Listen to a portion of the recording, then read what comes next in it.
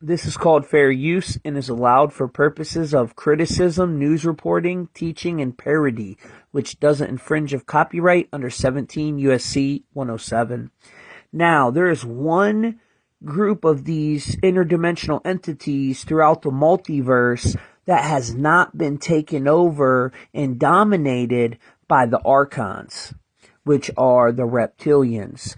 Well, the male dominant figure is a reptinoid, Yaldabaoth. And me, Donut, and Juan from the One-on-One podcast just did an epic podcast you can find on TommyTruthful369.com talking about this subject and breaking it down in full detail.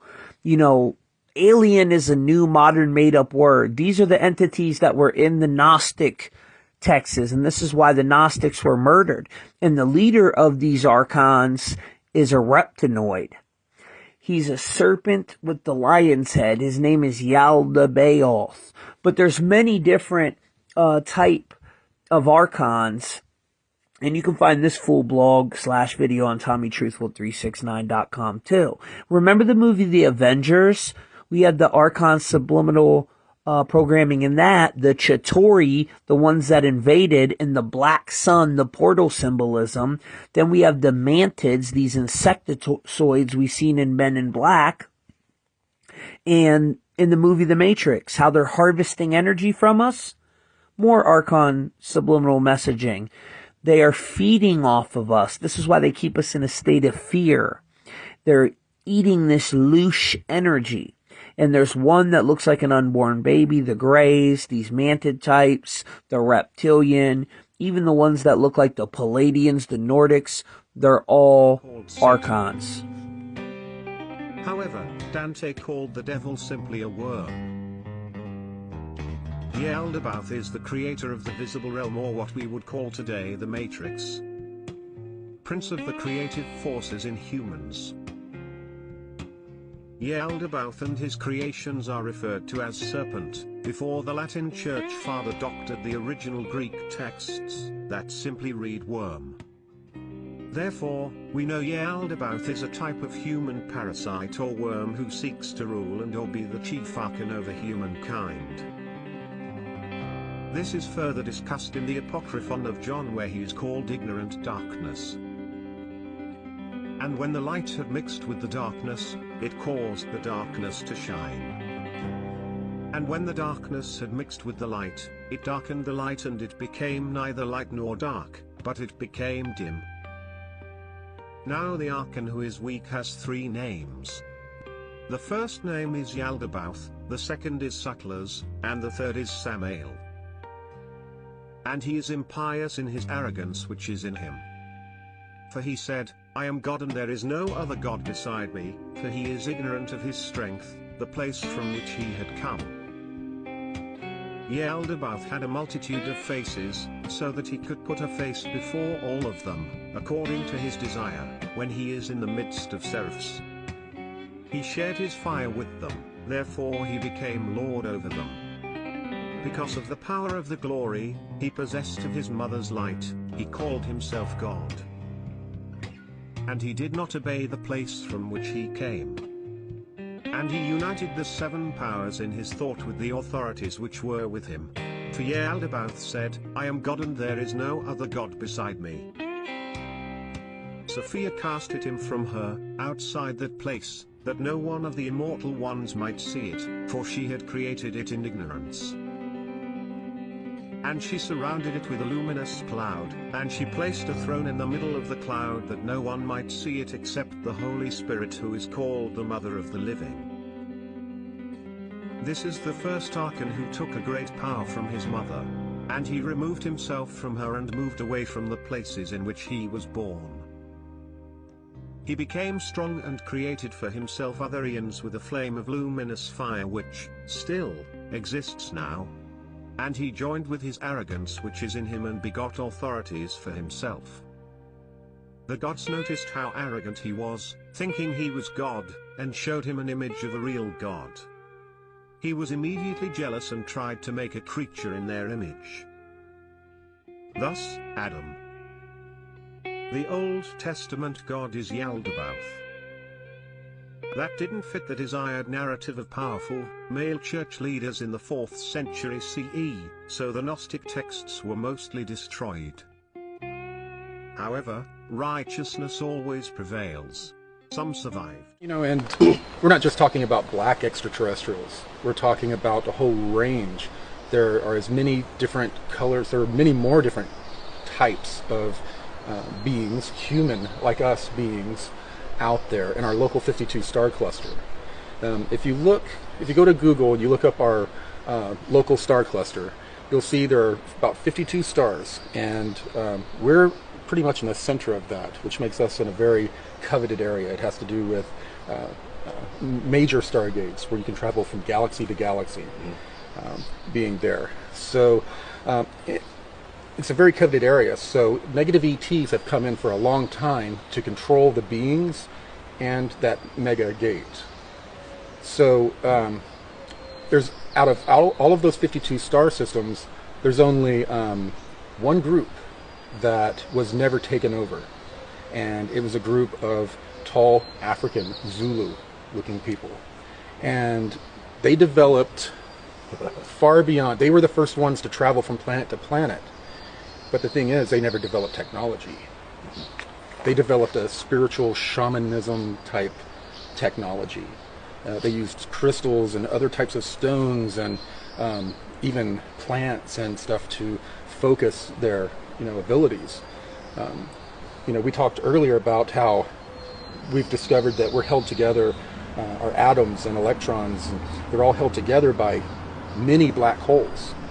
And those black holes are what hold us all together, and what pretty much holds everything in matter and reality together. And these beings learned how to collapse themselves into these little black holes and teleport through what we call the cosmic web, and teleport to other locations. So they were going to other planets, setting up commerce and trade without ever developing technology like a spaceship. And the reason they were never taken over by the reptilians, a very strong psychic group, a very negative group, is because they had developed themselves spiritually and psychically to a point to where the Draco would come in to their star system, and they would cause confusion, mental confusion among the Draco, which is a major feat because they are a higher density group of beings that have very strong consciousness and abilities with telepathy. But they would overcome these groups, make them attack each other, many different methods like that. That was more of their method of warfare. But because of those abilities, they were never taken over. That was the only star in the local 52 star cluster. And the 52 stars, so could you explain that a little bit, and also maybe what the height of these particular beings were? Yes, I'll describe them a little bit. Anywhere from 6.5 to 8 feet tall, and some have been described as taller, and look African. Their eyes are just a little bit bigger, and some of them have been described with caramel colored hair, but all of the ones that I had seen, it was short hair, and they were very tall and skinny, and they interact with a lot of shamans here on our planet, or also spiritual types of people. They'll interact with, like, when someone's having a really hard time, they may have a weird dream to where this tall African-looking person, and like feathers on the head, things around the wrist with long wispy grass, dancing these real wild dances to where, like, they're doing like this weird figure 8, and they're stomping of feet and clapping of hands, and all this really, but it's really a crazy dance. But something happens energetically, emotionally. They're able to, if someone has entity attachments, which was a situation I ran into, they're able to remove them by just doing this dance. They don't say a word, and they have the ability to, when people are having a hard time spiritually, emotionally, they're able to do that dance, and people wake up and they feel refreshed and they're able to go about the mission. What I was shown by these beings is that there was this one infinite creator that wanted to understand duality, you know, positive, negative, good, bad. So exploded into everything. You are God. You are the one infinite creator having this experience for the one infinite creator. So are you. So am I. So are you. We are all the one. And when we fully learn that, as our consciousness expands, how can I hate you? You're me having another experience. I'm going to cheer you on. My consciousness is experiencing itself. Yeah. Man, thank you for that. I really appreciate that. Hey, do you want to add anything about the Pleiadians or any of the other? You have a lot more contact than that, so. Yeah, but there has been a few different races. There's one I haven't spoken to you about yet, which was a Lyran, probably about 5.5 foot. Wasn't big, but she looked like an African American. But what was really weird was it was almost like there was specks of gold in the skin. Wow. But it was physical, and her hair was more like it's like a light sort of caramel brown, like you're saying, but there was like flakes of gold within. It's like it was part of the makeup of the hair. So there's that type there. I've talked to you before about the Orions. There's two types of Orions. One was like a smaller grey, but it was brown, and the other one looked like Roger the alien from American Dad, but with black eyes. Like it looked like the same thing, man, but it was a darker chocolate, more chocolate brown. There has been a female entity and also a male that I've been interacting with from Sirius. Now they do look a cross between an African American and Aboriginal Australian. Now there's just different traits that I sort of picked out when I was observing them during my experiences. Yeah. But it was sort of a conglomerate of the two in sort of with the ears and the nose, head structure. There was a bit of traits from both of them.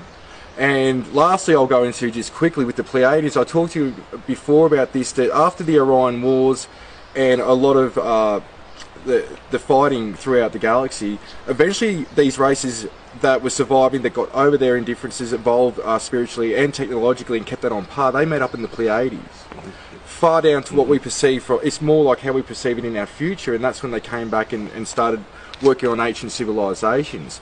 Now, one of the beings I interacted with there, it looked like one of the beings of Star Trek that I told you about, where there's like the ridges on the, what race were you saying? Klingons? Like the Klingons, but it was very similar to a Klingon, but it was probably a bit more darker in skin tone. But pretty much when I saw that, because I've only started watching it the last couple of years, and I'm like, that's like, it just blew me out.